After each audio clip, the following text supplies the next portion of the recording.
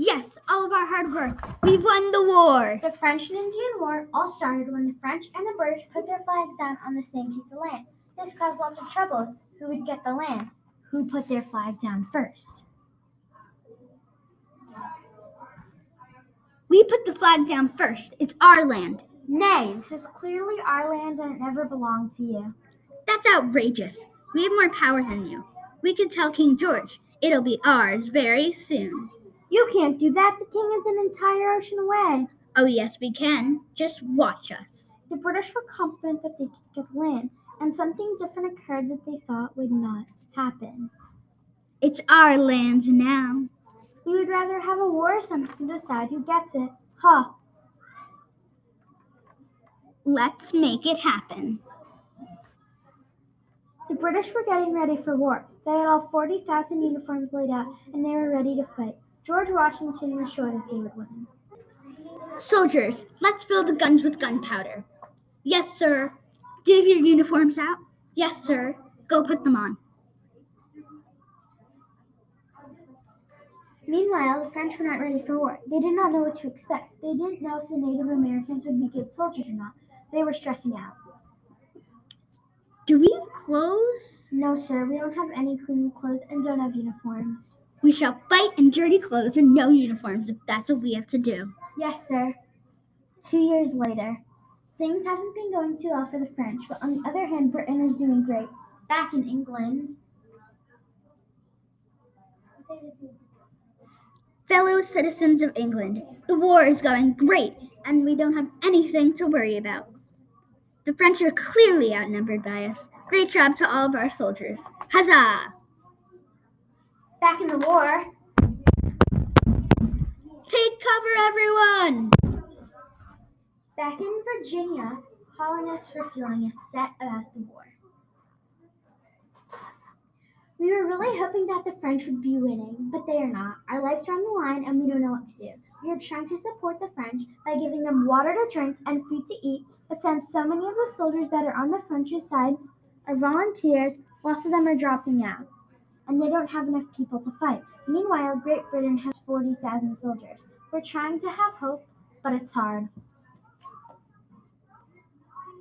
It's hard for the French to beat the British. They have the king on their side, and they know what they're doing. With a leader like George Washington, it's easy for them to beat the French. The French and British have been traveling through Nova Scotia, New York, and many more places. The battles are getting harder and harder. Back in the French tent. Times have been tough, but it's just going to be harder for us. But we need to fight and give it our all. Yes, we've been trying. I know, men, this war isn't a joke, but we have to take power of our country. Yes, sir.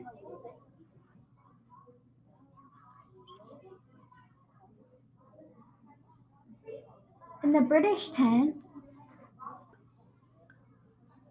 Soldiers, we've been through 4 years of war, 4 hard years of war. Yes, we have. We will keep doing that if that's what we have to do to salute our country. We all agree.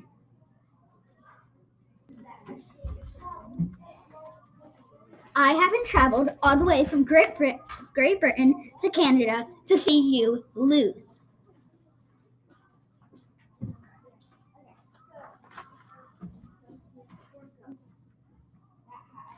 We know, sir. We won't let you down. The next morning, fire the gun! Another win. Great job, men. Yes, that's our great soldiers. Huzzah! Huzzah! huzzah! The colonists are still feeling the same, upset, even devastated. Their lives and their countries are still in line. It's upsetting, always losing and never winning. So let's take a look about how the women colonists feel about taking over family farms and businesses. Working while our husbands are gone? It's great, actually. Always having to cook or watch the kids or clean is not fun to do whatsoever. So getting to take over family farms is a change, and a good one. One day I dream of having equality for all, but that will not happen soon. So getting the chance to be able to do something I'll never be able to do is very fun. Interesting. No rights for women. I wonder why. Anyways, let's see what the French are doing back in their time. Soldiers, I don't know what to tell you to make things different. War is hard, and the British could be attacking us any second. I'm sorry I let you all down. That's okay. You didn't let us down. We knew we weren't going to win.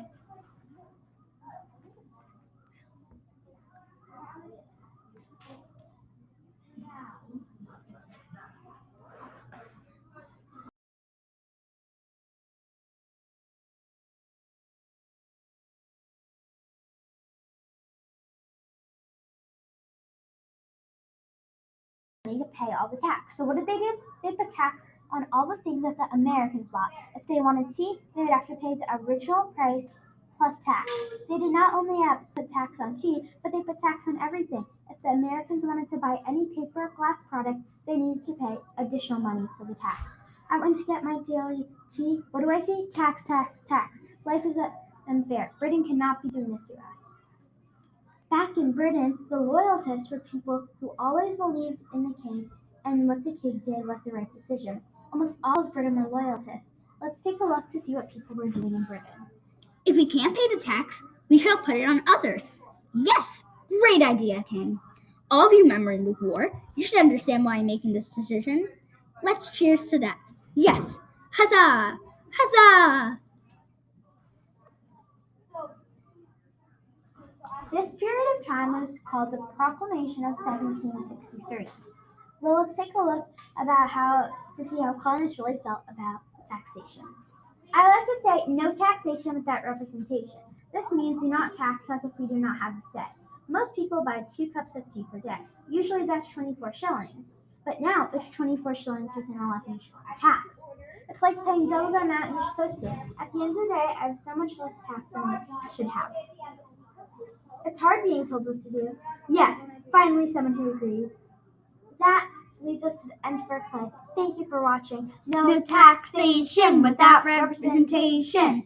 This is going to go on for a while. See you later!